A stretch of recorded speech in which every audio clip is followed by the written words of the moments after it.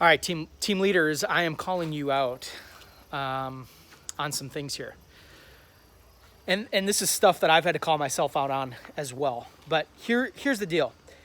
So many team leaders that I talk to want to get out of production, but they can't. And they wonder why. The number one reason.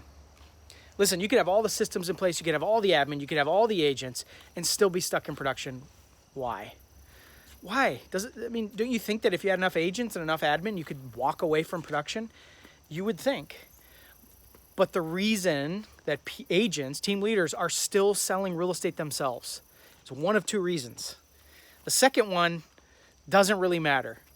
And that is that they have friends and family that if they didn't do the deals for, they would lose that business. And that's a myth, but that's for another video. The first one, number one, by far the number one reason, or at least the reason that if people are being honest with themselves is holding them back from getting out of production, is their economic model and their mindset around their economic model. So what do I mean by economic model? I mean the splits with their agents and the amount of money they're spending to run their business. Either they are way overspending on marketing, so they've got to keep doing deals in order to maintain the kind of revenue they need to pay those bills, or they have splits with their agents that make absolutely no sense for them as a team leader, or a combination of both. But either way, it's all part of their economic model. And listen, there's a lot of team leaders that don't even track their finances, believe it or not, or they don't even know what they are if you ask them till the end of the year. And if that's you, that's a whole nother issue we need to talk about. But if they looked at their economic model, they would realize that if they got out of production, they would lose money or barely make any. And so it keeps them selling real estate even when they don't want to, even when their families, the relationship with their families and their spouses and the people they care about are at risk. This has got to stop. And so let me tell you why team leaders' economic models are usually off. There's a few reasons I hear. When I break down, when I'm coaching a team leader and I break down their economics with them, we look at their finances. And that's one of the first things I do is look at their P&L. And if they don't have it, we put it together because we got to know what your economic model that you're running is. And when we do that, the number one reason that they tell me their economic model is off is, and I shouldn't even say it's number one. I would say these are pretty close. But one of the reasons is, Andy, this is my market, right? This is all the teams charge that here. All the teams have those splits here. All the teams offer this to their agents here. I have to do it. I don't have a choice. If I want to have a team, this is what I got to do. And I'm calling you out on that. That's baloney. That's baloney. That's something you're telling yourself that isn't true because guess what? Everybody's market is that way. So why can some do it and others can't? Okay? So there's things we can work on there to increase your value proposition to the people considering joining your team. But I'll tell you, I had some of the lowest splits in my market and some of the highest producing agents making the most amount of money than any other broker or team that they could have been on in my market or if they were agents on their own. So I know it's not true, right? I had agents lining up at the door. We'd have every other week we'd do a meet and greet, and we had 15 to 20 people in our conference room every single time we had one of those, every other week, wanting to join our team. And I had some of the most aggressive splits in the country, let alone definitely in my market. So it's not about the split. It's not about the split. Stop telling yourself that. The other reason their economic model is off is because they overspend. They're spending money left and right on things that don't help them truly maintain profitability. It might help them become number one in their market. It might help them show up on the Real Trends report. It might help them show up in their brokers, get on stage at their broker's next conference. But it doesn't help them serve themselves and their team.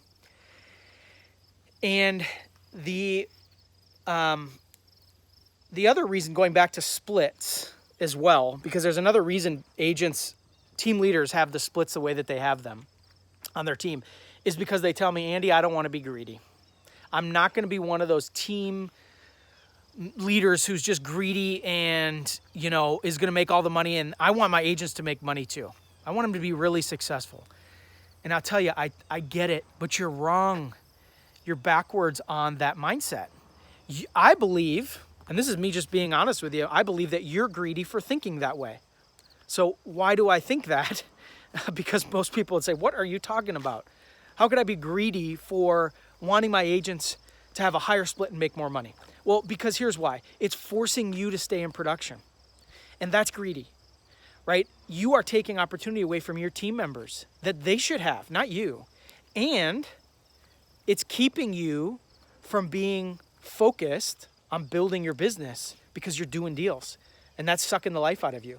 You're exhausted, you're drained, you're stressed at home. You don't see your kids, you don't see your family. Maybe you're going through a divorce now because the business has taken the life out of you.